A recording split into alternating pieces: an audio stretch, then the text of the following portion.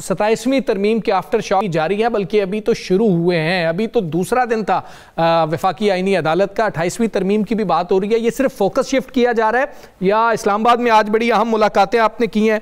वाकई कोई 28वीं तरमीम पे बात हो रही है? हुकूमती वज़रा तो कह रहे हैं कि चीज़ें तय भी हो चुकी हैं पीपल्स पार्टी से।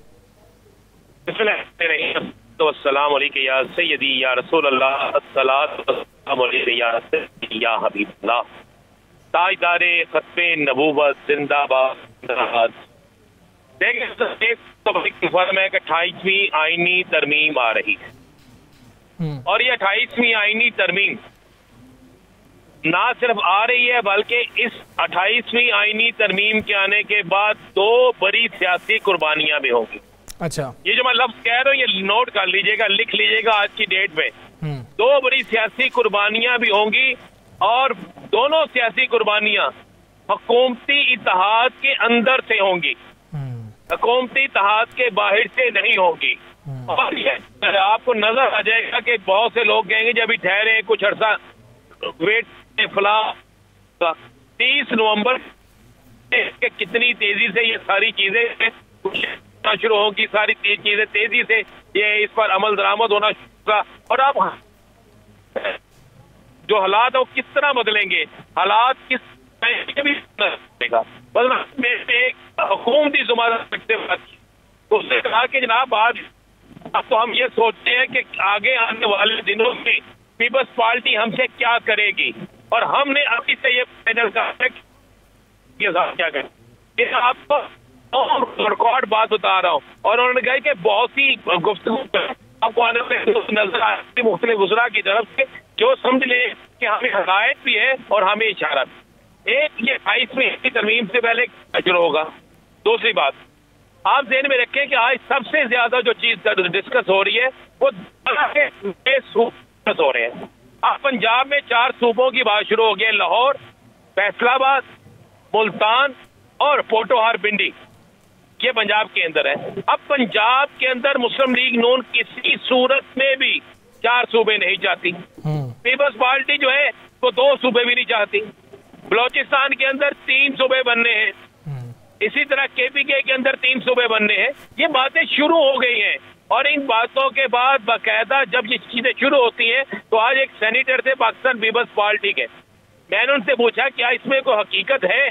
उन्होंने कहा जी हकीकत क्या, हम तो बस हमें हुक्म होगा कि इसके हक में वोट देना है, हमें हुक्म होगा कि कोई तरमीम में ऐसी चीज लानी है कि हमें सूबों के पास वो जो होता था कि पहले सूबे रिकमेंड करेंगे फिर आगे जाएंगे फिर एक मुश्तरका तौर पे इतनी अक्सरियत चाहिए होगी फिर जाके वो सारी चीजें होंगी। उसने कहा नहीं जी अभी तो ये चीजें जो है अब हो सकता है एक ऐसी तरमीम आ जाए जिसमें ये इख्तियार दे दिया जाए। और मैंने कहा यार आइन इसकी इजाजत नहीं देता, तो उसने हंसते हुए कहा कि बाकी चीजों की क्या आइन इजाजत देता था? क्या बाकी चीजें जो थी वो आइन में मौजूद थी? क्या 73 के आइन में ये चीजें थी जो अब डाली गई हैं? तो ये इसका मतलब ये है कि कुछ होने वाला है। एक तो पीपल्स पार्टी नून लीग का फड्डा भी होने वाला है, दूसरा 2 सियासी कुर्बानियां होंगी और ये इक़्तिदार में मौजूद अफराद में से होंगी, और तीसरा इन सूबों के मामले पर शदीद तरीन रद्द अमल आएगा। कौन तक चाहेगा जिसकी जिस सूबे में हुकूमत है, कौन चाहेगा मेरी हुकूमत जो है वो बिल्कुल महदूद हो जाए? कौन चाहेगा कि मेरे साथ ऐसा हो? ये किसी सूरत में जाएंगे। और ध्यान में रखिएगा कि 27वीं आईनी तरमीम के 2 दिन बाद ही सूबों की बात तेज भी हो गई है, सूबों पर बहस भी शुरू हो गई है और चैनल पर सूबों की गुफ्तगू और मुख्तलिफ लोगों के खिताबात में भी तेजी आ गई है। तो इसका मतलब है ये कुछ होने जा रहा है। अब इसको कौन सी सियासी जमात जो है वो मंजूर करती है, कौन सी सियासी जमात ना मंजूर करती है, ये आपको मुझे कौम को बड़ी अच्छी तरह पता है। लिहाजा इसलिए कहा जा रहा है कि 28वीं आईनी तरमीम जो है वो सारा कुछ बुला देगी, बहुत सी चीजें बुला देगी, बहुत सी चीज। और दूसरा पाकिस्तान तहरीके इंसाफ की गुफ्तगू देखी जाए या हिकमत अमली देखी जाए तो कोई मामला ऐसा नजर नहीं आ रहा कि बहुत बड़ी तहरीक शायद वो कोई चला भी सकते हैं या इवन इंटरेस्टेड भी हैं। तो ये जो मसालती ग्रुप है, मफाहमती ग्रुप है जो मजीद एक्टिव हो रहा है, मजीद लोगों को अपने साथ मिला रहा है, आपको लगता है कि अब उनके काम करने का वक्त आ गया है? जो जॉब उनके पास है अब उन्होंने डिलीवर करना है? एक बात तो ज़हन में रखिएगा कि उनसे जो काम लिया जाएगा या जो काम लिए जाने की तवक्को की जा रही है वो काम वो दे नहीं सकते। ठीक है, आज उन्होंने एक कहा कि आज किया इस्लामाबाद की एक अदालत से कुछ लोगों की बरीयत हुई और ये एक इशारा किया कुछ लोगों की तरफ, क्या आप भी एक्टिव हो तो आपकी भी बरीयत हो जाएगी, आपको भी बड़ा चांस मिल जाएगा। ये बाकायदा बातें हुई आज।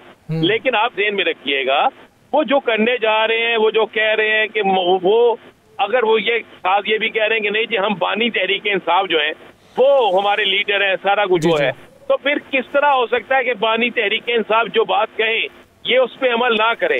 अगर ये उस पर अमल करते हैं तो मसालती कमेटी खत्म हो जाती है, फिर मसालती नहीं मुज़ाहमती होती है।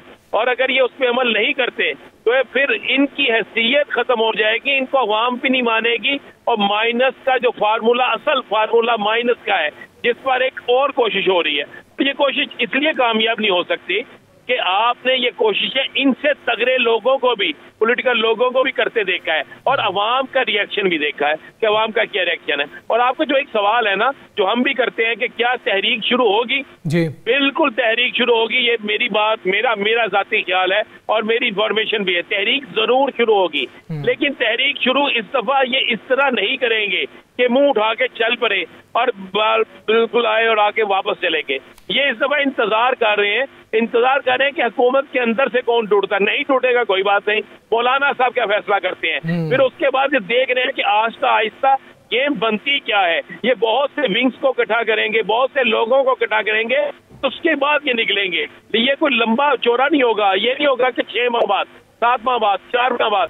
आप ये 1 से 1.5 माह में ये सारी चीजें देखेंगे और फिर लोग कहेंगे कि ये अचानक से किस तरह शुरू हो गया, और ये शुरू होगा और आपको ये चीजें नजर आ जाएंगी। ठीक है। अच्छा राना साहब, मोबिलाइजेशन आप कह रहे हैं कि ये होगी और उसके बाद जो है कोई तहरीक चलेगी। तहरीक आपके पास इंफॉर्मेशन क्या है और आपका तज्जिया क्या है? केपी से शुरू होगी या कराची से वकला कर रहे होंगे? मेरे पास ये है कि वकला और तुलबा ये पहला राउंड इनका शुरू होगा, ये निकलेंगे और फिर आप उसमें सियासी जमातों को बड़ी स्पीड से आप उसमें दाखिल होते देखेंगे। वकला और तुलबा आगाज इनसे होगा, फिर आप सियासी जमातों को देखेंगे कि सियासी जमातें किस तरह इनके साथ आती। ये सारी चीजें जो है ना रद्द अमल के साथ साथ चलेंगी। आप अभी इंतजार कर रहे हैं और इस्तीफों का वो आने हैं। अभी हम इंतजार कर रहे हैं कि क्या ये इस तरमीम के बाद अगर वाकई 28वीं तरमीम आ जाती है और उनमें एनएफसी और दीगर चीजें होती हैं, तो आप ज़हन में रखिएगा उसका भी रिएक्शन होगा और उसके रिएक्शन में बहुत सी जमातें जो है जो नहीं निकली वो भी निकलेंगी। बहुत से लोग जो अपनी जमातों के अंदर बैठे, जिस तरह मैंने कल भी कहा था, ख्वाजा साद रफीक की आवाज को आप बिल्कुल खामोशी से मत समझिएगा, ये आवाज जो है एक आवाज नहीं है। ख्वाजा साद रफीक का एक बहुत बड़ा जो तल्लुक है, उसके अपने ग्रुप के जो बहुत बड़े लोग हैं वो मौजूद हैं और अब ये आवाजें उठना शुरू हो गई है।